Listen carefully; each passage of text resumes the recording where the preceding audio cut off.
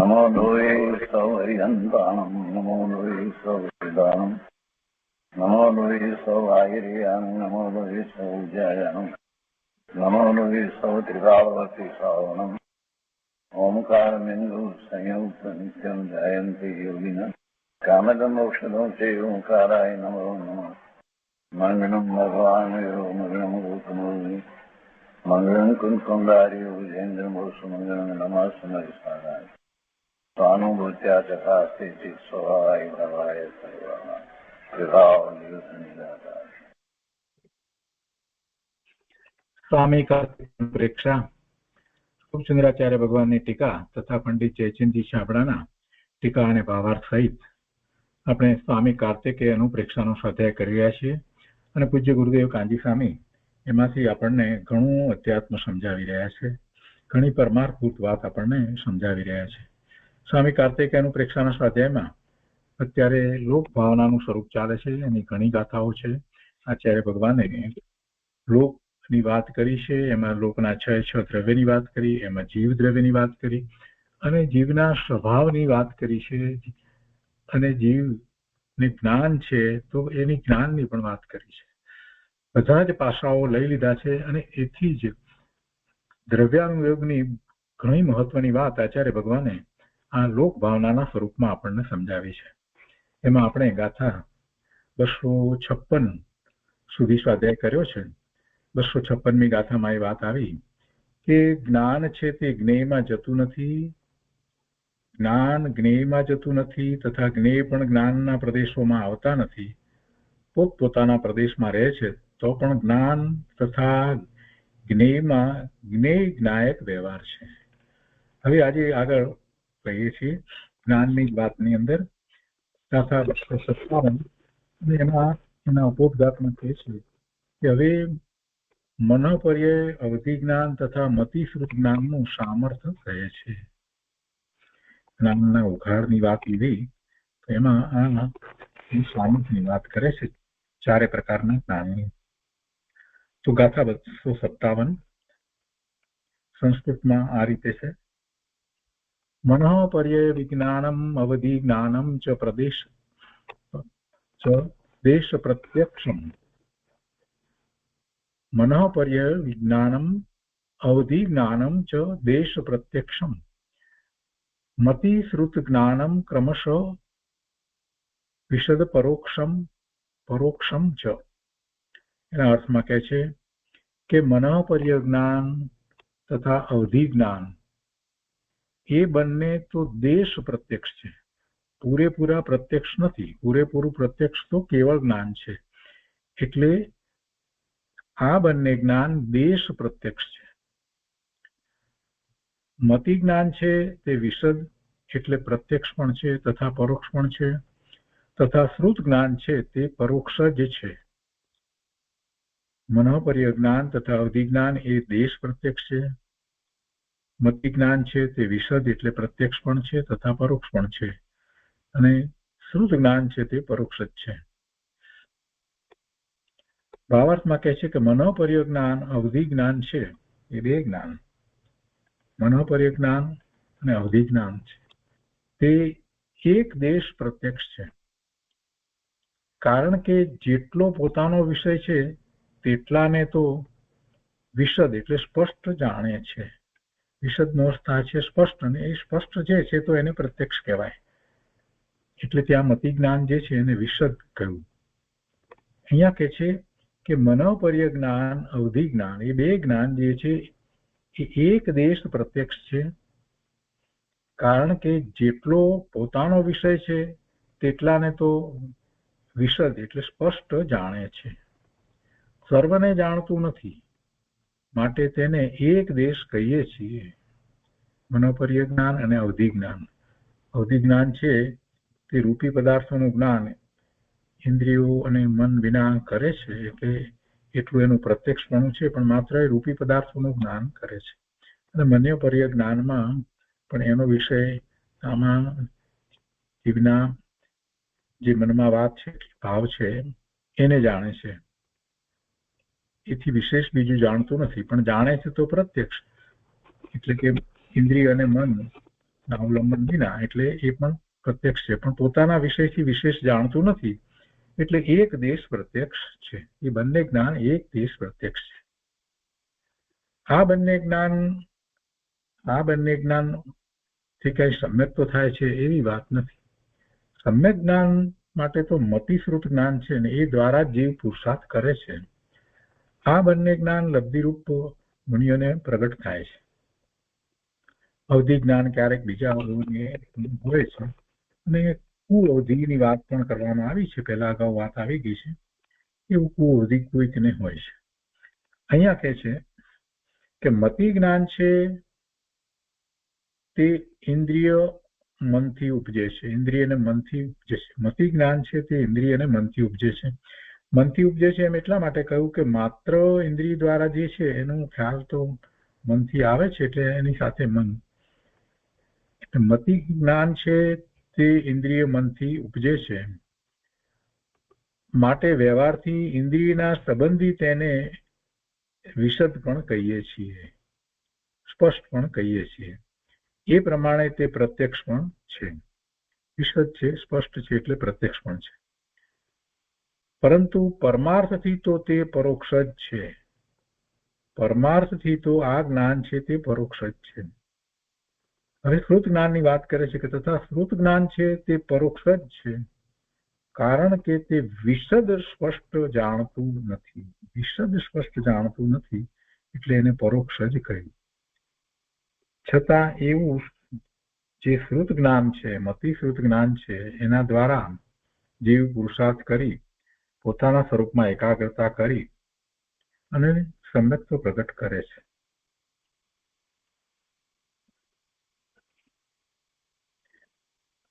તો આપણે 257મી ગાથા ઉપર પૂજ્ય ગુરુદેવ કાંજી સ્વામી જે વિસ્તાર કર્યો છે તે લઈએ છીએ.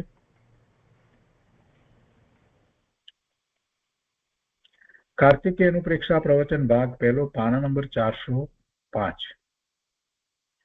ગુરુદેવ કહે છે કે બળદ હોય અને મનની વાત જાણે ત્યાં અજ્ઞાનીને તેનો મહિમા આવી જાય છે.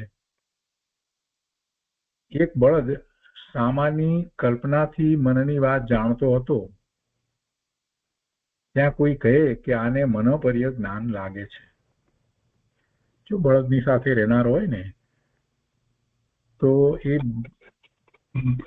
રહેનાર સાથે કાયમ રહેવાનું થતું હોય ને, એને ઘેરે જ રહેતો હોય, ખવડાવતો પીવડાવતો હોય, એનાથી કામ લેતો હોય, બધું કરતો હોય, એટલે બળદની પાસે જાય અને જરાક આમ એની રાસ પકડે ને ત્યાં બળદને ખ્યાલ આવી જાય કે પોતાને ચાલવાનું છે કે ગાડા જોડે જોડાઈ જવાનું છે કે વગેરે, એમ કે પછી પોતાને હળ સાથે જોડાવાનું છે કે વગેરે. આવું એ જાણી લે ને, એને ખ્યાલમાં આવે ને, તો એનું ઉદાહરણ લઈ અને ગુરુદેવે વાત સમજાવી છે કે બળદ સામાની કલ્પનાથી મનની વાત જાણતો હોય, ત્યાં કોઈ કહે કે આને મનોપર્ય જ્ઞાન લાગે છે. ગુરુદેવ કહે છે કે ભણે અરે ભાઈ, મનોપર્ય જ્ઞાન શું છે તેની તને ખબર નથી. મનોપર્ય જ્ઞાન તો વિતરાગી ચારિત્ર દશામાં ઝૂલતા 6ઠા 7મા ગુણસ્થાને ઝૂલતા કોઈક ભાવલિંગી સંતને જ હોય છે. કોઈક ભાવલિંગી સંતને જ હોય, બધા સંતને પણ નહીં.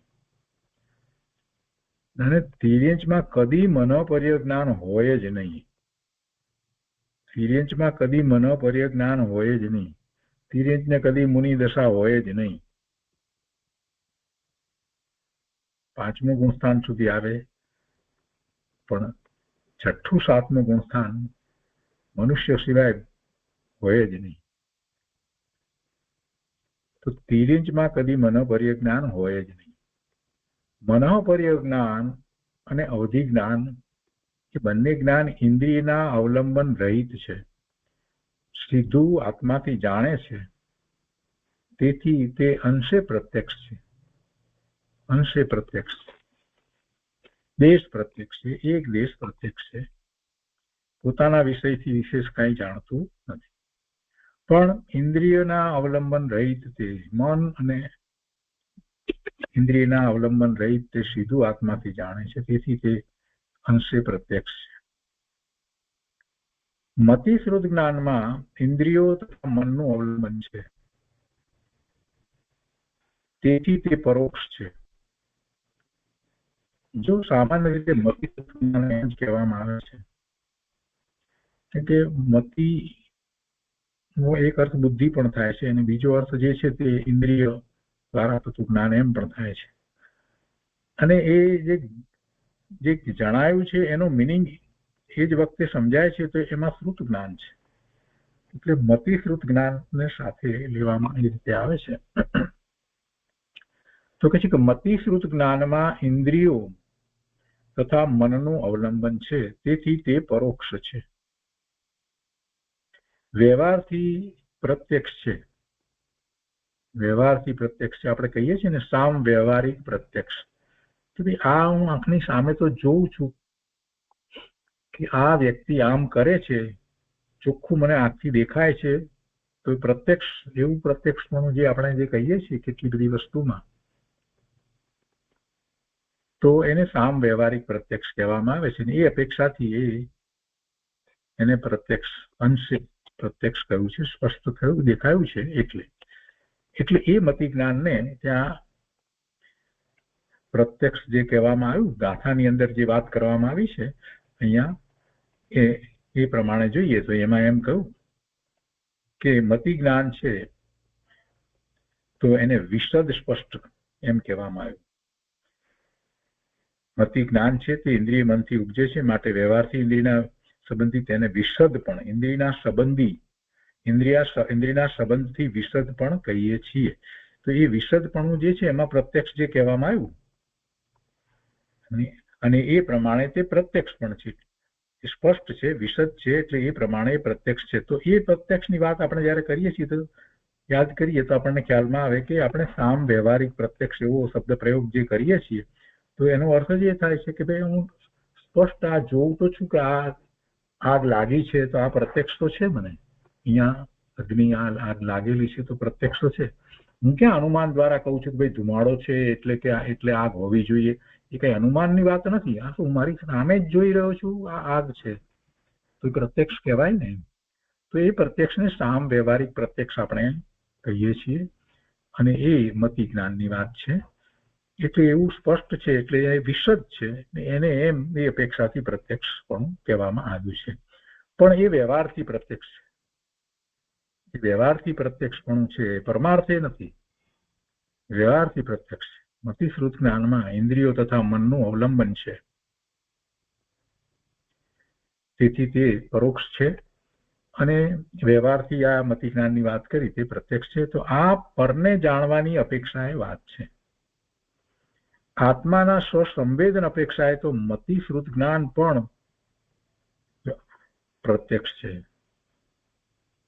વ્યવહારથી પ્રત્યક્ષ છે એક વાત એવી. પછી બીજી વાત કરે છે કે આ પરને જાણવાની અપેક્ષાએ વિચાર કરીએ તો એમાં પરોક્ષપણું છે. એ પરોક્ષ છે. પરને પ્રત્યક્ષ સીધું ઇન્દ્રિયો મન વિના એ જાણતું નથી. એટલે પછી એક બીજી વાત ગુરુદેવે અહીંયા વધારાની ઉમેરી દીધી છે કે આત્માના સ્વસંવેદન અપેક્ષાએ તો મતિશ્રુત જ્ઞાન પણ પ્રત્યક્ષ છે. સંવેદન જે છે એને અનુભવમાં આવે છે એટલે એ અપેક્ષાએ મતિશ્રુત જ્ઞાન પણ પ્રત્યક્ષ છે. ભાવાર્થમાં કહે છે કે મનોપર્ય અવધિ એ બે જ્ઞાન તે એક દેશ પ્રત્યક્ષ છે, કારણ કે જેટલો પોતાના વિષય છે એટલા વિષયને તે વિશદ સ્પષ્ટ જાણે છે અને ઇન્દ્રિયો વિના જાણે છે, મન વિના જાણે છે, સીધું જાણે છે. પણ સર્વને જાણતું નથી, માટે મનોપર્ય અને અવધિ જ્ઞાન છે તેને એક દેશ પ્રત્યક્ષ કહીએ છીએ. મતિ જ્ઞાન છે તે ઇન્દ્રિય મનથી ઉપજે છે, માટે વ્યવહારથી ઇન્દ્રિયના સંબંધી તેને વિશદ પણ કહીએ છીએ. એ પ્રમાણે તે પ્રત્યક્ષ પણ છે, પરંતુ પરમાર્થથી તો તે પરોક્ષ જ છે. પરમાર્થથી તો તે પરોક્ષ જ છે. તથા શ્રુત જ્ઞાન છે તે પરોક્ષ જ છે, કારણ કે તે વિશદ સ્પષ્ટ જાણતું નથી. આ ભાવાર્થમાં આ વાત પંડિતજીએ કરી અને ગુરુદેવ એનો વિસ્તાર કરતા આગળ કહે છે કે આત્માનું જ્ઞાન સ્વભાવ ત્રિકાળ છે. મૂળ વાત તો આ પકડવાની છે જે સ્વભાવ છે તે જ્ઞાન સ્વભાવ છે, એના ઉઘાડ છે આ તો બધા, એટલે એને પર્યાય કહેવામાં આવી. આત્માનો જ્ઞાન સ્વભાવ ત્રિકાળ છે અને તેની આ અહીંયા જે કહી તે 4 અને એ સિવાય કેવળ જ્ઞાન, એમ 5 પર્યાયો છે. પાંચેય જ્ઞાન આત્માના સામાન્ય જ્ઞાન સ્વભાવની વિશેષ પર્યાય છે. મતિ, શ્રુત, અવધિ, મનપર્ય અને કેવળ એ આત્માના સામાન્ય જ્ઞાન સ્વભાવની વિશેષ પર્યાય છે. મતિ જ્ઞાન આદિ 4 જ્ઞાનનો ઉઘાડ એક સાથે એક જીવને હોય છે, પણ એક જીવને પાંચે જ્ઞાન એક સાથે ન હોય.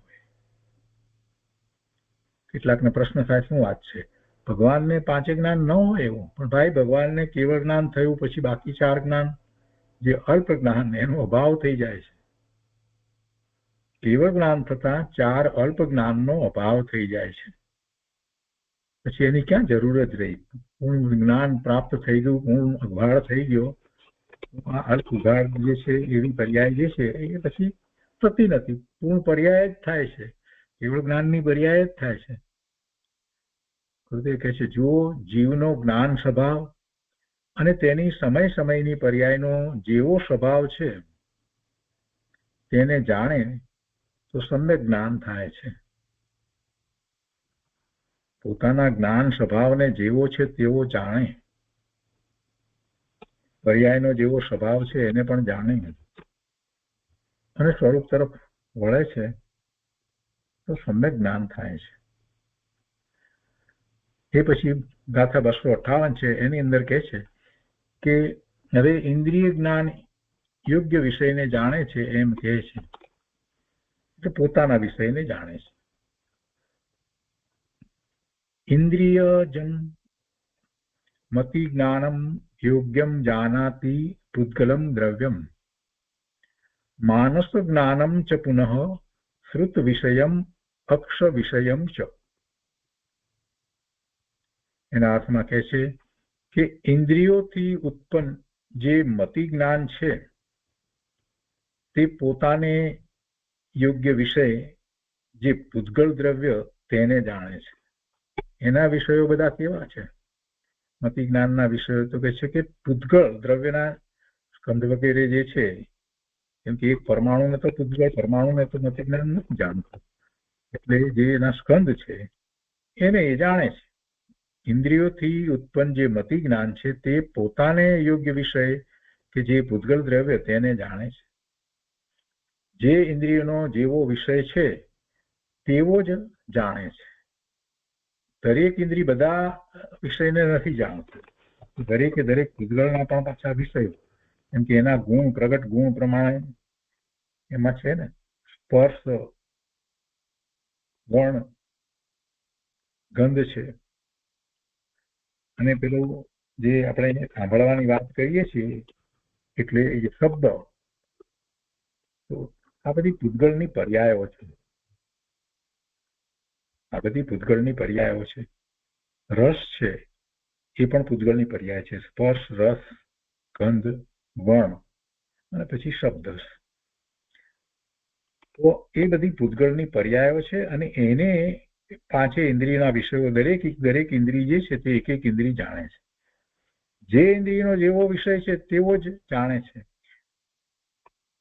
મન સંબંધી જ્ઞાન છે તે શ્રુત વિષય અર્થાત શાસ્ત્ર વચનને સાંભળે છે તેના અર્થને જાણે છે, એ શ્રુત વિષય છે એનો.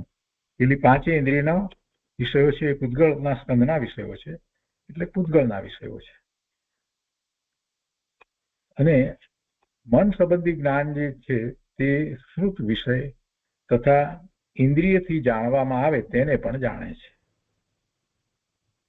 ઇન્દ્રિય દ્વારા જે જાણવામાં આવ્યું છે એને યથાર્થપણે જે સમજ આપણને ખ્યાલ જે આવે છે એ શ્રુત જ્ઞાન છે. એનો મિનિંગ જે સમજાય છે તે શ્રુત જ્ઞાન છે. આપણે જે કંઈ ઇન્દ્રિય દ્વારા જ્ઞાન કરીએ કોઈ પણ ઇન્દ્રિયથી, તો એનો વિષય જે સમજાય છે એ શ્રુત જ્ઞાન છે. એટલે ઇન્દ્રિયથી જે જાણવામાં આવે તેને પણ શ્રુત જ્ઞાન જાણે છે.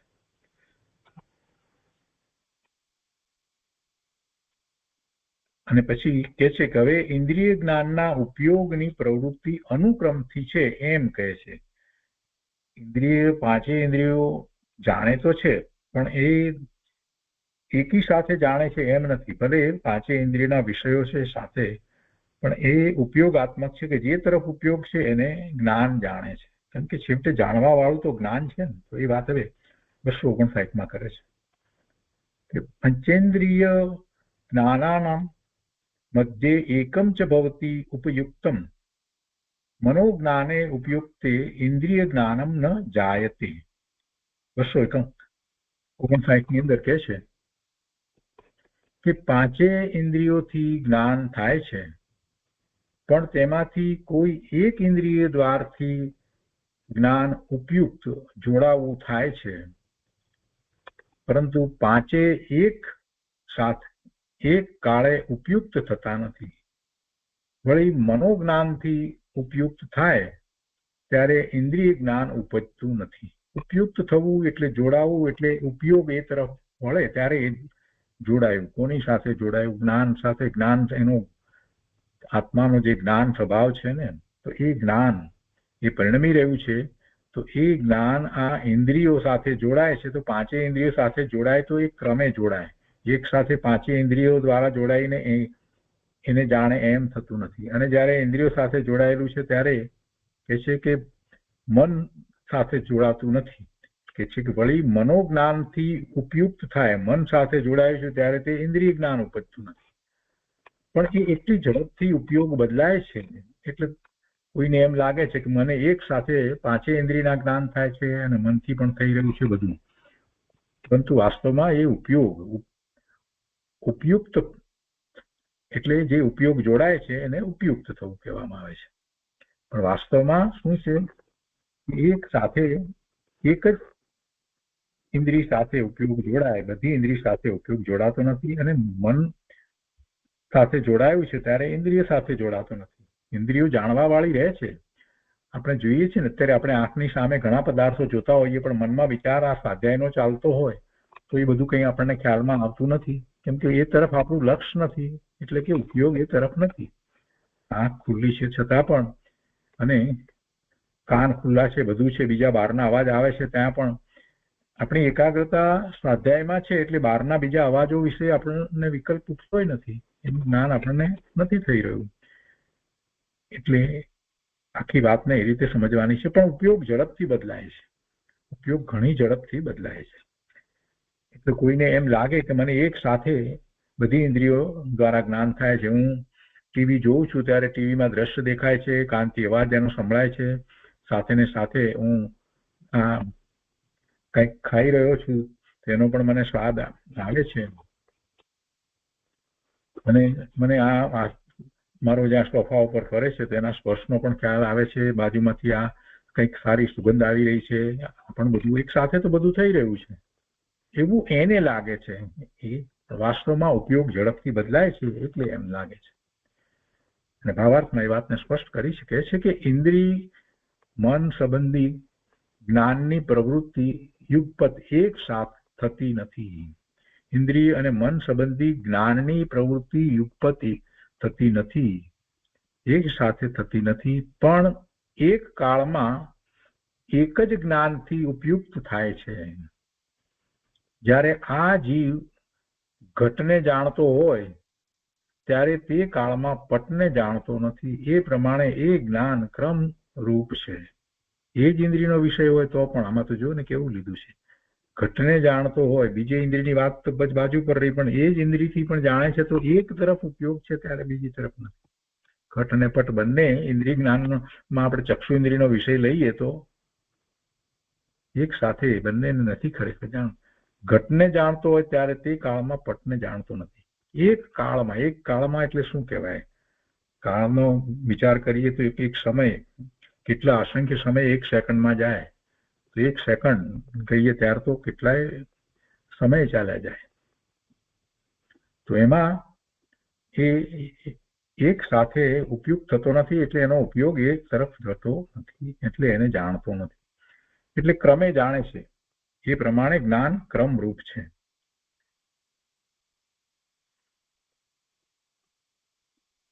અને ક્રમની આ વાત કરી તો પછી એના પછી કહે છે કે હવે આ ઇન્દ્રિય મન સંબંધી જ્ઞાનની ક્રમથી પ્રવૃત્તિ કહીએ તો ત્યાં આશંકા થાય છે કે ઇન્દ્રિયોનું જ્ઞાન એક કાળમાં છે કે નહીં, એ આશંકાને દૂર કરવા કહે છે. તો 260મી ગાથાની અંદર એ વાત કરે છે કે એકસ્મિન કાલે એકમ જ્ઞાનમ જીવસ્ય ભવતી ઉપયુક્તમ નાના જ્ઞાનાની પુનઃ લબ્ધિ સ્વભાવેન ઉચ્યંતે. એના અર્થમાં કહે છે કે જીવને એક કાળમાં એક જ જ્ઞાન ઉપયુક્ત અર્થાત ઉપયોગની પ્રવૃત્તિ થાય છે અને લબ્ધિ સ્વભાવથી એક કાળમાં નાના જ્ઞાન કયા છે. નાના જ્ઞાન કયા છે એટલે અનેક જ્ઞાન કયા છે. એને સમજાવતા પંડિતજી કહે છે કે ભાવ ઇન્દ્રિય બે પ્રકારની કઈ છે. ભાવ ઇન્દ્રિય બે પ્રકારની કઈ છે, એક લબ્ધિરૂપ તથા બીજી ઉપયોગ રૂપ. ત્યાં જ્ઞાનાવરણ કર્મના ક્ષયોપશમથી આત્મામાં જાણવાની શક્તિ થાય તેને લબ્ધિ કહે છે અને તે તો 5 ઇન્દ્રિયો તથા મન દ્વારા જાણવાની શક્તિ એક કાળમાં જ રહે છે. શક્તિ રૂપે તો એમ જ છે, 5 ઇન્દ્રિયો અને મન દ્વારા જાણવાની શક્તિ એક કાળમાં છે, દરેક સમયે છે. અને એમાં નિમિત્ત કારણ શું છે તો કે જ્ઞાનાવરણ કર્મનો ક્ષયોપશમ. અહીંયા કર્મની વાતને પણ સાથે લીધી છે. ખરેખર કર્મ છે એ તો નિમિત્ત કારણ છે, એ તો ભૂતગળ પરમાણુનો સ્કંધ છે, એ કાંઈ જીવના પરિણામને કરતો નથી, એટલે એ તો નિમિત્ત કારણ છે. જ્ઞાનાવરણ કર્મના ક્ષયોપશમથી આત્મામાં જાણવાની શક્તિ થાય, આ વ્યવહારને એનું કથન છે, એમાં નિમિત્ત બતાવવું છે, તો એને લબ્ધિ કહે છે. અને તે તો 5 ઇન્દ્રિય તથા મન દ્વારા જાણવાની શક્તિ એક કાળમાં જ રહે છે, આ લબ્ધિ. પરંતુ તેમાં ઉપયોગની વ્યક્તિરૂપ પ્રવૃત્તિ છે, ઉપયોગની વ્યક્તિરૂપ પ્રવૃત્તિ છે એટલે કે જેની સાથે ઉપયોગ જોડાય તે જ્ઞેય પ્રત્યે ઉપયુક્ત થાય છે. એટલે કે એ જે તરફ વળે છે એ જ્ઞેય એને જણાય છે. ઉપયોગની વ્યક્તિરૂપ પ્રવૃત્તિ છે તે જ્ઞેય પ્રત્યે ઉપયુક્ત થાય છે ત્યારે એક કાળમાં એકથી જ થાય છે, એટલે એક જ્ઞેયને જાણે છે, એક કાળમાં એક જ્ઞેયને જાણે છે. અને એવી જ ક્ષયોપશમ જ્ઞાનની યોગ્યતા છે. આ ક્ષયોપશમ જ્ઞાનની યોગ્યતાની વાત કરી, કેવળ જ્ઞાનની યોગ્યતાની વાત નથી. કેવળ જ્ઞાન તો અનંત જ્ઞેયોને એક સાથે જાણે છે. તો આ રીતે આ 260મી ગાથાની વાત થઈ. તો 258, 259 અને 260 3 ગાથાઓ ઉપર પૂજ્ય ગુરુદેવ કાનજી સ્વામીએ જે વિસ્તાર કર્યો છે તે આપણે લઈએ છીએ. તો પહેલા 258મી ગાથાની અંદર ઇન્દ્રિય જ્ઞાન યોગ વિષયને જાણે છે એમ થયું ને, તો એ આગળ લઈએ છીએ આપણે. ગુરુદેવ સમજાવે છે કે ઇન્દ્રિય જ્ઞાન છે તે જ્ઞાન પણ પોતાથી થયેલું છે, કોઈ ઇન્દ્રિયોથી તે થયું નથી. પણ તે જ્ઞાન સ્થૂળ ઇન્દ્રિયોના અવલંબન વાળું છે. જ્ઞાન તો પોતાનો સ્વભાવ છે ને આત્માનો. ગુરુદેવ તો એ વાત ઉપર આપણને લઈ જાય છે, એ કોઈ બીજાથી પરથી તો થતું નથી. તો પછી આ ઇન્દ્રિયો જડ એનાથી પણ જ્ઞાન થાય એ કેવી રીતે બને? કે કોઈ ઇન્દ્રિયોથી તે થયું નથી, પણ તે જ્ઞાન સ્થૂળ ઇન્દ્રિયોના અવલંબન વાળું છે, એટલે મતિ જ્ઞાન કહ્યું છે. તે સ્થૂળ પરદ્રવ્યોને જ જાણે છે. સ્થૂળ ઇન્દ્રિયોના અવલંબન વાળું છે અને તે સ્થૂળ પરદ્રવ્યોને જ જાણે છે. વાત સાચી છે. સૂક્ષ્મ પરદ્રવ્યનો વિચાર કરીએ, એક પરમાણુ કે એક પ્રદેશ કે એક સમય, તો એને કાંઈ એ જાણતું નથી, એટલે તે સ્થૂળ પરદ્રવ્યોને જ જાણે છે. અતિન્દ્રિય આત્મ સ્વભાવને તેમજ સૂક્ષ્મ પરમાણુ વગેરેને તે જ્ઞાન જાણી શકતું નથી. ઇન્દ્રિય જ્ઞાન આત્માને જાણતું નથી, એ ઇન્દ્રિય જ્ઞાનનો આત્મા વિષય નથી, અને સૂક્ષ્મ પરમાણુ વગેરેને પણ તે જ્ઞાન જાણી શકતું નથી. ઇન્દ્રિય જ્ઞાન પોતાને યોગ્ય એવા મૂર્ત પદાર્થને જ જાણે છે અને એ ક્રમે ક્રમે જાણે છે. આંખ વડે રૂપ જણાય, પણ આંખ વડે કઈ ગંધ વગેરે ન જણાય. જાણે છે તો જ્ઞાન, કઈ ઇન્દ્રિયો નથી જાણતી, પણ ઇન્દ્રિયોનું અવલંબન છે. પણ જ્ઞાનની પર્યાય અધૂરી છે, તેથી ઇન્દ્રિયોનું નિમિત્ત છે. જ્ઞાનની પર્યાય અધૂરી છે, તેથી ઇન્દ્રિયોનું નિમિત્ત છે. એટલે એનો અર્થ એ છે કે કેવળ જ્ઞાનની પર્યાય તો પૂર્ણ છે, એને તો કોઈ નિમિત્ત હોતું જ નથી. ઉઘાડ એક સાથે 5 ઇન્દ્રિયોનો હોય, પણ પરિણમન રૂપ ઉપયોગ એક વખતે એક ઇન્દ્રિયના વિષયને જ જાણે છે. ઇન્દ્રિય જ્ઞાનથી આત્મા તો જણાતો નથી. આત્મા ઇન્દ્રિયથી જણાતો નથી, ઇન્દ્રિય જ્ઞાનનો એ વિષય જ નથી. આત્મા તો અતિન્દ્રિય જ્ઞાનનો જ વિષય છે. તેથી ખરેખર ઇન્દ્રિય જ્ઞાન તે આત્માનો સ્વભાવ નથી. જો કેવી રીતે ગુરુદેવે તર્ક દ્વારા આપણને વાત સમજાવી દીધી કે ખરેખર એ ઇન્દ્રિય જ્ઞાન તે આત્માનો સ્વભાવ નથી. તર્ક દ્વારા આખી વાતને સમજાવી દીધી. કેમ કે એ આત્માને જાણતું નથી, તો એ આત્માનો સ્વભાવ ક્યાંથી હોય? એ એટલો ઉઘાડ છે. ઇન્દ્રિય જ્ઞાન તે આત્માનો સ્વભાવ નથી. પરના અવલંબન વગર જાણવાનો આત્માનો સ્વભાવ છે. અને ઇન્દ્રિય જ્ઞાનમાં તો ઇન્દ્રિયનું અવલંબન છે. ભગવાન આત્માને વળી અવલંબન કેવા? છતાંય પ્રશ્ન થાય, શંકા થાય, તો એનું સમાધાન તો આપણે માસ્ટર કી લગાડીને કરી શકીએ. માસ્ટર કી શું છે? કે સિદ્ધ ભગવાનને જ્ઞાન છે. કેવી રીતે છે? ઇન્દ્રિય તો છે નહીં, શરીર નથી, મન નથી, છતાં ભગવાનને પૂર્ણ જ્ઞાન છે.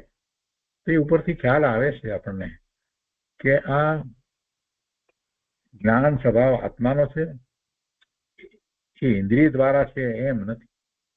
એટલે તેથી ખરેખર ઇન્દ્રિય જ્ઞાન તે આત્માનો સ્વભાવ નથી. પણ આત્માનો સ્વભાવ તો કેવો છે? એનો તો સ્વયં પોતાનો જે સ્વભાવ છે એમાં પરની કોઈ અપેક્ષા જ નથી. પરના અવલંબન વગર જાણવાનો આત્માનો સ્વભાવ છે. પરના અવલંબન વગર જાણવાનો આત્માનો સ્વભાવ છે. આ સ્વભાવનો નિર્ણય કરી અને એવા સ્વભાવ ભાવે થવું, એનું નામ ધર્મ છે. કેટલાકને તો આ વાત સમજાતી પણ નથી. અહીંયા કહે છે કે આત્માનો જ્ઞાન ગુણ ત્રિકાળ, આત્માનો જ્ઞાન ગુણ ત્રિકાળ, તેની સમય સમયની ભિન્ન ભિન્ન લાયકાત સ્વતંત્ર, તેને યોગ્ય નિમિત્ત અને તેના વિષયભૂત પદાર્થો, આ બધાનું યથાર્થ વર્ણન સર્વજ્ઞ સિવાય બીજાના માર્ગમાં હોય નહીં. યોગ્ય નિમિત્ત અને તેના વિષયભૂત પદાર્થો. આંખના વિષયભૂત પદાર્થ છે, એને માટે આંખ જે છે એનું અવલંબન એ નિમિત્ત છે, અને એનું જ્ઞાન કરવા વાળો તો પોતે ભગવાન આત્મા છે.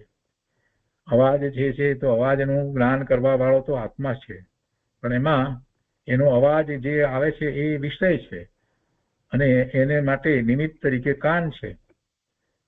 પણ આ બધાનું યથાર્થ વર્ણન સર્વજ્ઞ સિવાય બીજાના માર્ગમાં હોય નહીં. ઇન્દ્રિય જ્ઞાનના ઉપયોગની પ્રવૃત્તિ અનુક્રમથી થાય છે. એ વાત 259માં કહી છે, તો એ વાત પણ આપણે સમજીએ. ઇન્દ્રિયને દ્વાર કહ્યું, એને દ્વાર કહ્યું, દ્વારમાંથી પસાર થાય ને કોઈ પણ વસ્તુ, એટલે કે છે કે ઇન્દ્રિયને દ્વાર કહ્યું તે તો નિમિત્તનું કથન છે. કાંઈ ઇન્દ્રિયોમાં દરવાજાની જેમ એમાં કોઈ અવકાશ કે કાણા કે એવું કઈ હોતું નથી. કાંઈ ઇન્દ્રિયોમાં દરવાજાની જેમ કાણા નથી, બારી નથી, કે ભાણું નથી, એવી રીતે દ્વાર નથી કે એમાંથી કઈ આવે, તે કાણામાંથી જ્ઞાન દેખે કે તે કાણામાંથી સાંભળે કે સુંદે કે એમ નથી. 5 ઇન્દ્રિયોના જ્ઞાનનો ઉગાડ એક સાથે હોય, પણ તેનો ઉપયોગ એક સાથે ન હોય. ઉપયોગ તો એક વખતે એક ઇન્દ્રિયના વિષય તરફ જ હોય. અને ભાવાર્થની વાત લે છે ગુરુદેવ, કે છે કે ઇન્દ્રિય મન સંબંધી જ્ઞાનની પ્રવૃત્તિ યુગપત એક સાથે થતી નથી, પણ એક કાળમાં એક જ જ્ઞાનથી ઉપયુક્ત થાય છે. જ્યારે આ જીવ ઘટને જાણતો હોય ત્યારે તે કાળમાં પટને જાણતો નથી. એ પ્રમાણે તે જ્ઞાન ક્રમરૂપ છે. ગુરુદેવ સમજાવે છે કે ઉઘાડ હોવા છતાં બધો ઉઘાડ એક સાથે કાર્ય કરે જ નહીં. પાંચે ઇન્દ્રિયના ઉઘાડ હોય, પાંચે ઇન્દ્રિયો એની કામ કરતી હોય, મન કામ કરતું હોય, છતાં પણ એક સાથે કાર્ય કરે જ નહીં. એટલે કે ઉપયોગ એની સાથે જોડાય તો એ કાર્ય કરે ને, નહીંતર ક્યાંથી કાર્ય કરે? પાંચે ઇન્દ્રિયો તો ખુલ્લી છે, એકે ઇન્દ્રિય કઈ ખરાબ થઈ નથી, બધી બરાબર જ કામ કરી રહી છે. તો પણ શું? ઉપયોગ જે તરફ જોડાય એનું જ્ઞાન થાય, બીજાનું ક્યાં જ્ઞાન થાય છે? ઉઘાડ હોવા છતાં બધો ઉઘાડ એક સાથે કાર્ય કરે જ નહીં, એવો ઇન્દ્રિય જ્ઞાનનો સ્વભાવ છે. છતાં તે જ્ઞાન પણ સ્વતંત્ર છે. સ્વતંત્ર એટલે કોઈને કારણે થતું નથી, કોઈ પરને કારણે તે થતું નથી, ને તે પરને કારણે રોકાયું નથી. જ્ઞાન આત્માનો સ્વભાવ છે. આ ઇન્દ્રિય જ્ઞાન એટલું એ પ્રમાણે ઉઘાડ છે, અને કોઈ પરને કારણે તે રોકાયું નથી. નિમિત્તથી એમ કહેવામાં આવે, જ્ઞાનના વર્ણીકરણ જે છે એનો જે પ્રમાણે ક્ષોક્ષમ થાય એ પ્રમાણે જ્ઞાન થાય, એ નિમિત્તનું કથન છે. કોઈ પરને કારણે તે રોકાયું નથી.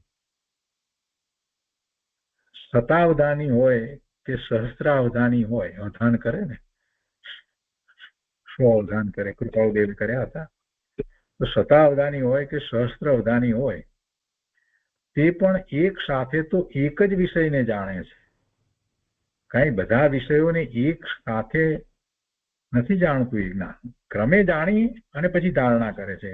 પછી એ વખતે જાણે છે એ વિષયને, ત્યારે એને જાણે, પછી બીજા વિષય, ત્રીજા વિષય, પણ બધાનું સ્મૃતિ એને એવી રીતે રહે છે, બધું સ્મૃતિમાં રહે છે. એટલે શતાવધાની કયા. ક્રમે ક્રમે જાણી અને ધારણા કરે છે. તે શતાવધાનનો કે સહસ્ત્ર અવધાનનો મહિમા નથી. આ વાત ગુરુદેવે જે કરી છે ને, એની ઉપર જરાક વિચાર કરવા જેવો છે. વાત તો એમ જ છે. અવધાન કર્યા એક સાથે બધા 100 વસ્તુ, તો એક એક કરીને વિચાર કર્યા, સ્મૃતિમાં રહ્યું, બધું થયું. પણ એથી શું? જરાક વિચાર કરીએ તો એથી શું? જ્યાં સુધી પોતે પોતાના ભગવાન આત્મામાં એકાગ્રતા કરી અને એને અનુભવતો નથી, ત્યાં સુધી એ બધું શું કામનું? ગુરુદેવે અત્યારે આ જે વાત મૂકી છે એ બહુ સમજવા જેવી વાત મૂકી છે. આપણે ઘણી વાર એનાથી પ્રભાવિત થઈ જઈએ છીએ. કોઈ નાની ઉંમરના મારા શ્રીએ થોડા વર્ષો પહેલા એવા 200 અવધાન કર્યા હતા, પણ એ કૃપાળુદેવ જેવા અવધાન ન હતા. માત્ર પ્રશ્નો અને એના જવાબના જ અવધાન હતા. કૃપાળુદેવના અવધાન વધારે અઘરા અને એ રીતે હતા. તો કે છે કે તે શતાવધાનનો કે સહસ્ત્ર અવધાનનો મહિમા નથી. કેમ નથી? કેમ છે કે આત્માના સ્વભાવને પકડીને તેમાં જે એકાગ્ર થયું, તે જ્ઞાનનો જ મહિમા છે. આ તો બધું ક્રમે જાણી અને સ્મૃતિમાં રહ્યું, પછી પાછું એ આપી દે છે. ક્રમમાં એ ધારણામાં લીધું છે એક પછી એક, અને ફરી પાછું એક પછી એક જ આપી શકે છે. એનો શું મહિમા છે? ગુરુદેવ કહે છે કે આત્માના સ્વભાવને પકડીને તેમાં જે એકાગ્ર થયું, તે જ્ઞાનનો જ મહિમા છે. એનાથી એના પરિણામ, રત્નત્રયના પરિણામ થાય છે, અનુભૂતિ થાય છે. આ મોટી વાત છે. ત્યાંથી ધર્મની શરૂઆત થાય છે, મોક્ષ માર્ગની શરૂઆત થાય છે. આત્માના સ્વભાવને પકડીને તેમાં જે એકાગ્ર થયું, તે જ્ઞાનનો જ મહિમા છે. અધૂરા જ્ઞાનનો એવો જ ખંડ ખંડ રૂપ સ્વભાવ છે કે જેટલો ઉઘાડ હોય તેટલો પૂરેપૂરો ઉપયોગ કદી થાય નહીં. અધૂરા જ્ઞાનનો એવો જ ખંડ ખંડ રૂપ સ્વભાવ છે, ખંડ રૂપ સ્વભાવ છે કે જેટલો ઉઘાડ હોય તેટલો પૂરેપૂરો ઉપયોગ કદી થાય નહીં. કેવળ જ્ઞાન પરિપૂર્ણ છે, તેમાં લબ્ધ અને ઉપયોગ એવા ભેદ નથી. પેલામાં તો લબ્ધ અને ઉપયોગ બે ભેદ હતા. લબ્ધ પણ ઘણું છે, જ્ઞાનની વાત કરતા એ વાત સમજાવી ને, પણ ઉપયોગ એક વખત એકની સાથે જ રહે છે. એટલું લબ્ધ છે, બધા સાથે ઉપયોગ રહેતો નથી. એ વાત આવી ને, બહુ સરસ વાત આમાં આવી.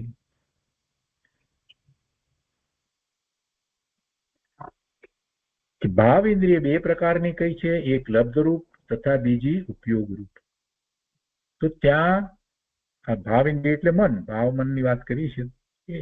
તો ત્યાં જ્ઞાનાવરણ કર્મના ક્ષયોક્ષમથી આત્મામાં જાણવાની શક્તિ થાય તેને લબ્ધિ કહે છે. અને તે તો 5 ઇન્દ્રિય તથા મન દ્વારા જાણવાની શક્તિ એક કાળમાં જ રહે છે. આ લબ્ધ જે શક્તિ થઈ તેને લબ્ધિ કહે છે, અને તે તો 5 ઇન્દ્રિય તથા મન દ્વારા જાણવાની શક્તિ એક કાળમાં જ રહે છે, પરંતુ તેમાં ઉપયોગની વ્યક્તિરૂપ પ્રવૃત્તિ છે તે જ્ઞેય પ્રત્યે ઉપયોગ થાય છે ત્યારે એક કાળમાં એકથી જ થાય છે. અને એવી જ ક્ષયોક્ષમ જ્ઞાનની યોગ્યતા છે. ક્ષયોક્ષમ જ્ઞાનમાં આમ જ હોય. જ્યારે કેવળ જ્ઞાનમાં સર્વને જાણે, એક સાથે સર્વને જાણે, એકને જ જાણે એમ નહીં. જાણવાની શક્તિની વાત કરી અહીંયા કે જ્ઞાનાવરણ કર્મના ક્ષયોક્ષમ, એ તો નિમિત્ત કારણ કહ્યું. આત્મામાં જાણવાની શક્તિ થાય તેને લબ્ધિ કહે છે. તો તે તો 5 ઇન્દ્રિય તથા મન દ્વારા જાણવાની શક્તિ એક કાળમાં જ રહે છે, પરંતુ તેમાં ઉપયોગની વ્યક્તિરૂપ પ્રવૃત્તિ છે તે જ્ઞેય પ્રત્યે ઉપયોગ થાય ત્યારે એક કાળમાં એકથી જ થાય છે. એવી જ ક્ષયોક્ષમ જ્ઞાનની યોગ્યતા છે. તો આ જે વાત જે છે એને ગુરુદેવે જો જરાક ગંભીરતાથી સમજાવી છે. ગુરુદેવ અહીંયા કહે છે કે ક્ષયોક્ષમ જ્ઞાનને માટે કહે છે કે અધૂરા જ્ઞાનનો એવો જ ખંડ રૂપ સ્વભાવ છે. ક્ષયોક્ષમ જ્ઞાન એ અધૂરું જ્ઞાન છે, પૂર્ણ જ્ઞાન તો કેવળ જ્ઞાન છે. તો એનો એવો જ ખંડ રૂપ સ્વભાવ છે કે જેટલો ઉઘાડ હોય તેટલો પૂરેપૂરો ઉપયોગ કદી થાય નહીં. એક એક કરીને થાય, ક્રમે થાય બધું.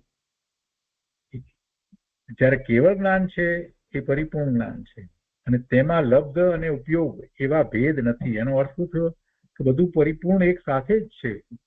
પેલામાં તો લબ્ધ પણ વધારે છે, પણ છતાં પણ ઉપયોગ તરીકે એક સાથે જોડાય એને જ જાણે. ચાલતું હોય બધું, 5 ઇન્દ્રિયના વિષયો ચાલતા હોય, પણ એ એક પછી એક જેની સાથે ઉપયોગ જોડાય એની સાથે એમ જાણે છે. એ ક્ષયોક્ષમ જ્ઞાન છે. ત્યારે કેવળ જ્ઞાન બધાને એક સાથે જાણે. કેવળ જ્ઞાન પરિપૂર્ણ છે, તેમાં લબ્ધ અને ઉપયોગ એવા ભેદ નથી. જ્ઞાનના જેટલા ભેદ છે તે બધાએ પોતાની પર્યાયનો સ્વભાવ છે. મૂળ વાત તો આ છે. પરને લીધે જ્ઞાન માને તો તેણે જ્ઞાન સ્વભાવને જાણ્યો નથી. આ જે કંઈ જ્ઞાન થાય છે એ ખરેખર તો આત્માનું જ્ઞાન છે, એ પરને લીધે થતું નથી. કેમ કે એ જ્ઞાનની પર્યાય જે થઈ રહી છે, જ્ઞાન ગુણનું પરિણમન સતત થાય છે, અને એવી પર્યાય, એવું પરિણમન બીજો કોઈ કરાવતો નથી. એટલે ગુરુદેવ કહે છે કે પરને લીધે જ્ઞાન માને, મને પરને લીધે જ્ઞાન થાય છે એમ માને તો તેણે આત્માના જ્ઞાન સ્વભાવને જાણ્યો નથી. અને પછી કહે છે કે આગળ ઇન્દ્રિય મન સંબંધી જ્ઞાનની ક્રમથી પ્રવૃત્તિ કહી તો ત્યાં આશંકા થાય છે કે ઇન્દ્રિયોનું જ્ઞાન એક કાળમાં છે કે નહીં, અને એ આશંકાને દૂર કરવા 260મી ગાથા કહી. એનો વિસ્તાર કરતા ગુરુદેવ કહે છે કે દ્રવ્ય ત્રિકાળ છે, જ્ઞાન ગુણ ત્રિકાળ છે, અને તેની પર્યાયમાં છદ્મસ્થ દશામાં લબ્ધ અને ઉપયોગ એવા પ્રકાર હોય છે. તો ત્યાં લબ્ધમાં તો એક સાથે 5 ઇન્દ્રિયો તથા મન સંબંધી જ્ઞાન હોય છે. એ શક્તિરૂપ છે ને, એટલે એ લબ્ધમાં તો એક સાથે 5 ઇન્દ્રિયો તથા મન સંબંધી જ્ઞાન હોય છે. પણ તે જ્ઞાનનો ઉપયોગ એક કાળમાં એક જ ઇન્દ્રિય કે મન સંબંધી હોય છે. આવો જ ક્ષયોક્ષમિક જ્ઞાનનો સ્વભાવ છે. ક્ષયોક્ષમિક જ્ઞાનની યોગ્યતા જ આવી છે કે લબ્ધ ઘણું હોવા છતાં ઉપયોગ એક કાળમાં એક જ વિષયનો થાય છે. 5 ઇન્દ્રિયથી બધું જણાઈ રહ્યું છે એ બધું લબ્ધ કહેવાય, પણ જેના તરફ ઉપયોગ જાય એને જાણે. એક કાળમાં એક જ વિષયનો ઉપયોગ થાય છે. ઉપયોગ એક જ કાળમાં એક જ વિષયનો થાય છે. અને ગુરુદેવ એને માટે વધારે સ્પષ્ટતા કરે છે કે કાંઈ આવરણને લીધે કે ઇન્દ્રિયને લીધે તેવી પર્યાય થઈ એમ નથી. એટલે પેલા જ્ઞાનાવરણીય કર્મ વગેરે જે છે એને કારણે થઈ એમ નથી. કેમ કે એ દ્રવ્ય જુદું છે, એ માત્ર નિમિત્ત કારણ છે. એનો ઉઘાડ વગેરેની વાત કરીએ છીએ, જ્ઞાનાવરણીય કર્મનો ઉઘાડ, દર્શનાવરણીય કર્મનો ઉઘાડ, તો એ તો નિમિત્ત કારણ છે. એટલે એને કારણે નહીં, એટલે એ આવરણને કારણે નહીં. કે ઇન્દ્રિયને લીધે પણ તેવી પર્યાય નથી, કેમ કે ઇન્દ્રિયો પણ જડ છે. પોતાનો જ્ઞાન સ્વભાવ છે અને એની એવી યોગ્યતા છે, તે જ્ઞાનની પર્યાયની એવી યોગ્યતા છે, એટલે એવી જ્ઞાનની પર્યાય છે. મૂળભૂત વાત આ છે. અને એમાં નિમિત્ત તરીકે બે નિમિત્ત આવે. એક તો એ વખતે એ કર્મનો એવો ક્ષયક્ષમ છે, અને બીજું ઇન્દ્રિય જ્ઞાન છે, તો જે તે ઇન્દ્રિયનું જ્ઞાન છે એ ઇન્દ્રિયનું અવલંબન એ પણ નિમિત્ત. પણ છેવટે જ્ઞાન એનું પોતાનું છે, અને એ જ્ઞાનની પર્યાય એ સમયે જે થવા યોગ્ય છે તે થઈ છે. કોઈએ કરી છે એમ વસ્તુ સ્વરૂપ નથી. આવી જ્ઞાનની સ્વતંત્રતા ગુરુદેવ આપણને સમજાવે છે. એક કાળમાં એક જ ઉપયોગ જે છે એક જ તરફ થાય, એક વિષયને જાણે, અને પછી કહે છે કે એ થાય છે ત્યારે પણ કાંઈ આવરણને લીધે કે ઇન્દ્રિયને લીધે તેવી પર્યાય જ્ઞાનની થઈ એમ નથી. જીવ પોતે બેઠો છે તેની પર્યાયની જ તેવી યોગ્યતા છે. જીવ પોતે બેઠો છે એટલે જીવ તો છે ને અત્યારે. જ્ઞાન સ્વભાવ પણ છે, તો જ્ઞાન પરિણમી રહ્યું છે. જ્ઞાન ગુણ છે, સતત એનું પરિણમન થાય છે. એક સમય માટે પણ જ્ઞાન રોકાતું નથી. સમય સમયની જ્ઞાનની યોગ્યતા અનુસાર જાણવાનું કાર્ય કરે છે. કોણ? આત્મા. વધારે સ્પષ્ટ કરતા ગુરુદેવ કહે છે કે આંધળાને આંખ નથી માટે તેને તે સંબંધી જ્ઞાન થતું નથી એમ નથી, પણ જીવના જ્ઞાનની તે સમયની લાયકાત જ તેવી છે. એટલે એવા નિમિત્ત હોય છે. જીવની લાયકાત છે તે પ્રમાણે જ્ઞાન થાય છે. અને આવી સ્વતંત્રતા જાણે તો જ્ઞાન સ્વભાવની પ્રતીતિ થઈ જાય. તત્વોમાં જીવ તત્વ શું, તેનું જ્ઞાન સ્વભાવ શું, તેની સમય સમયની સ્વાધીન પર્યાય કેવી હોય, તેનું જેને ભાન નથી તેને ધર્મ થતો નથી. વિકાસ ઘણો હોવા છતાં વેપાર થોડો, એવો જ ક્ષયોક્ષમિક જ્ઞાનનો સ્વભાવ છે. ક્ષયોક્ષમિક જ્ઞાનમાં જેટલો ઉગાડ હોય તેટલો બધો ઉપયોગ કદી હોય જ નહીં. એક ઇન્દ્રિયથી માંડી પંચેન્દ્રિય સુધીના જીવોના જ્ઞાનમાં જેટલી જેટલી લાયકાત છે તેટલો જ ઉપયોગ થાય છે. એ સમયે જે લાયકાત છે તે પ્રમાણે ઉપયોગ હોય છે. ઉઘાડ ભલે હોય બધો, પણ તોય એ યોગ્યતા જે છે એ પ્રમાણે એનો ઉપયોગ હોય, એ તરફ વળે, એનું જ્ઞાન કરે. અને એવી જે જ્ઞાનની પર્યાય થાય છે એ સ્વતંત્ર છે, એ પરને કારણે નથી. તેમાં તેની પર્યાયની સ્વતંત્રતા છે. અને આવી જ્ઞાનની સ્વતંત્રતા સમજીને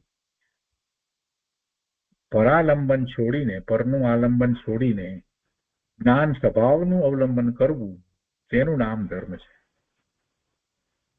જ્ઞાન સ્વભાવનું અવલંબન કરવું તેનું નામ ધર્મ છે.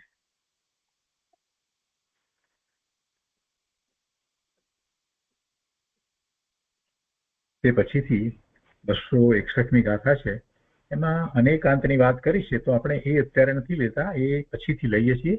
એ પછીથી જે શ્રુત જ્ઞાનની જે વાત આવે છે એ 262ની અંદર આવે છે.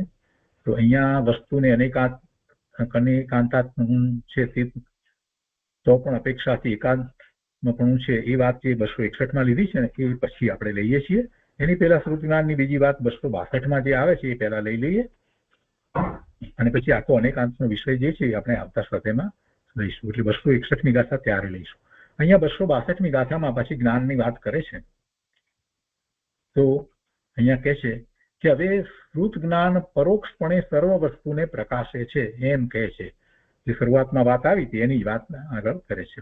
બધા જ્ઞાનની વાત કરી હતી, એમાં પરોક્ષ છે શ્રુત જ્ઞાન એ વાત આવી હતી. હવે એ વાત અહીંયા 262માં કરે છે. તો 262મી ગાથા આ રીતે છે કે સર્વમ અપી અનેકાંતમ પરોક્ષ રૂપેણ યત પ્રકાશયતિ તત શ્રુત જ્ઞાનમ વર્ણ્યતે સંશય પ્રવૃત્તિભિઃ પરિત્યક્તમ. એના અર્થમાં કહે છે કે જે જ્ઞાન સર્વ વસ્તુને અનેકાંત સ્વરૂપ પરોક્ષ રૂપે પ્રકાશે, જાણે, કહે તે શ્રુત જ્ઞાન છે. પરોક્ષ રૂપે પ્રકાશે જાણે કહે તે શ્રુત જ્ઞાન છે. સર્વ વસ્તુને અને પછી અનેકાંત સ્વરૂપો પરોક્ષ રૂપે, એમાં આ શ્રુત જ્ઞાનની એક વિશેષતા એ છે કે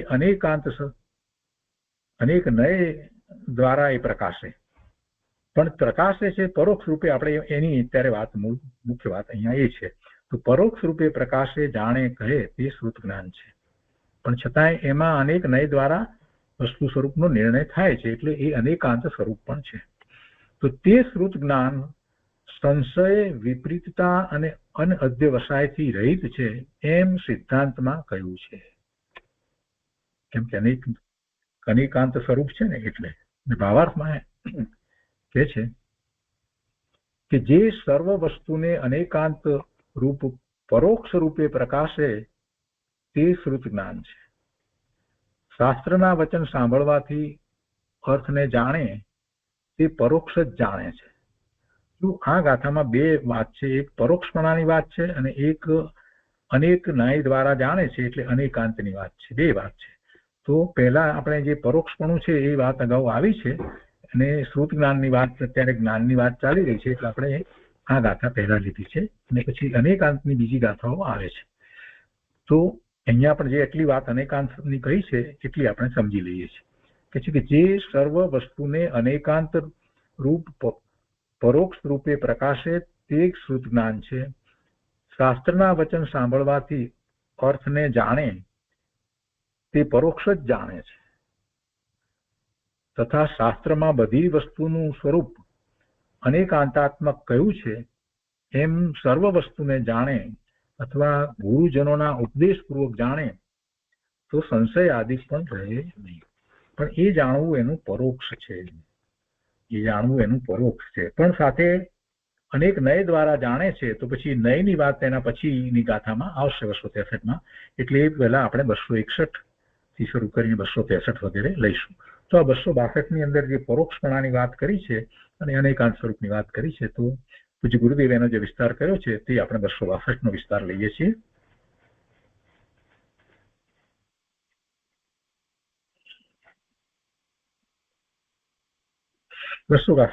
ની ગાથામાં એના વિસ્તારમાં ગુરુદેવ કહે છે કે દરેક વસ્તુપણે એક, ગુણ પર્યાયપણે અનેક, સામાન્ય વિશેષ રૂપ છે, અને તે સર્વ વસ્તુને પરોક્ષ રૂપથી અનેકાંત રૂપ જાણે છે તે સમ્યક શ્રુત જ્ઞાન છે. પહેલી વાત તો એ છે કે દરેક વસ્તુપણે એક, ગુણ પર્યાયપણે અનેક, સામાન્ય વિશેષ રૂપ છે. સામાન્ય અને વિશેષ રૂપ છે એટલે પર્યાય પણ છે અને ગુણ પણ છે, દ્રવ્ય પણ છે. સામાન્ય એટલે સામાન્ય દ્રવ્ય, સામાન્ય અને પર્યાય પણ છે અને ગુણ પણ છે. તો સામાન્ય વિશેષ રૂપ છે. તો તે સર્વ વસ્તુને પરોક્ષ રૂપથી અનેકાંત રૂપ જાણે છે તે સમ્યક શ્રુત જ્ઞાન છે. અનેકાંત રૂપથી ન જાણે, એકાંતે જાણે તો પણ જ્ઞાન તો જે છે તે તો પરોક્ષ જ છે, શ્રુત જ્ઞાન જ છે, પણ એ સમ્યક નથી રહેતું. સર્વ વસ્તુને પરોક્ષ જ જાણશે, શ્રુત જ્ઞાન તો પરોક્ષ જ જાણવાનું છે, પણ અનેક નય દ્વારા ન જાણે તો એ સમ્યક ન કહેવાય, એ શ્રુત જ્ઞાનને સમ્યક ન કહેવાય. પણ અનેક રૂપ સહિત એટલે અનેકાંત દ્વારા જાણે તો એ સમ્યક શ્રુત જ્ઞાન છે. તો તે શ્રુત જ્ઞાન, જે સમ્યક શ્રુત જ્ઞાન ગયું, તો તે શ્રુત જ્ઞાન સંશય, વિપરીતતા અને અચોક્કસતા રહિત છે એમ શાસ્ત્રમાં કહ્યું છે. અને શાસ્ત્રમાં કહ્યું છે તે સમજવાની પોતે દરકાર કરે તો પછી નય, પ્રમાણરૂપ યુક્તિ અને સ્વાનુભવથી બધું નક્કી થઈ શકે તેમ છે. શાસ્ત્રમાં ઘણી અપેક્ષાથી કથન છે. શું સાચું હશે? વ્યવહારથી, શુભથી પણ ધર્મ થતો હશે? દેવાદી તથા 6 દ્રવ્યનું સ્વરૂપ આમ હશે કે બીજા કહે છે તે પણ સાચું હશે? એ વગેરે પ્રકારે શંકા આદિ દોષ સમ્યક જ્ઞાનમાં હોય નહીં. એવી શંકા સમ્યક જ્ઞાનમાં હોય નહીં. અનેક નય દ્વારા જાણે તો પછી એવી શંકા ઉત્પન્ન થાય નહીં. ભાવાર્થમાં કહે છે કે શ્રુત જ્ઞાનમાં સ્વસન્મુખ થઈ અભેદ સ્વરૂપનો નિર્ણય કર્યો તે સ્વ પર પ્રકાશક જ્ઞાન સ્વાનુભવ પ્રત્યક્ષ છે. સર્વજ્ઞ કથિત શાસ્ત્રમાં બધી વસ્તુનું સ્વરૂપ અનેકાંતમય છે તેમ જ્ઞાન વડે યથાર્થ જણાય છે. એમ સર્વ વસ્તુને યુક્તિ આગમના બળથી જાણે તથા ગુરુજનોના ઉપદેશપૂર્વક જાણે તો સંશય આદિ રહે નહીં. અને એટલે એ રીતે જે જાણે છે એ જ્ઞાન બધું શ્રુત જ્ઞાન છે. અને એ શ્રુત જ્ઞાન જે છે એ જીવને સમ્યક્ત્વ પ્રગટ કરવા માટે પર્યાપ્ત છે. મતિ શ્રુત જ્ઞાનનો ઉઘાડ આપણને જે પ્રાપ્ત થયો છે એ સમ્યક્ત્વ પ્રગટ કરવા માટે પર્યાપ્ત છે. અને હવે શ્રુત જ્ઞાનનો ભેદ અંશ તે નય છે એના સ્વરૂપની વાત કરશે. તો એ પહેલા આપણે સામાન્ય અનેકાંત વિશે વાત કરી છે તે લઈશું 261મી ગાથા અને પછી 263મી ગાથાથી આગળ વાત લઈશું. તો આજનો સ્વાધ્યાય આપણે અહીંયા સુધી રાખીએ છીએ.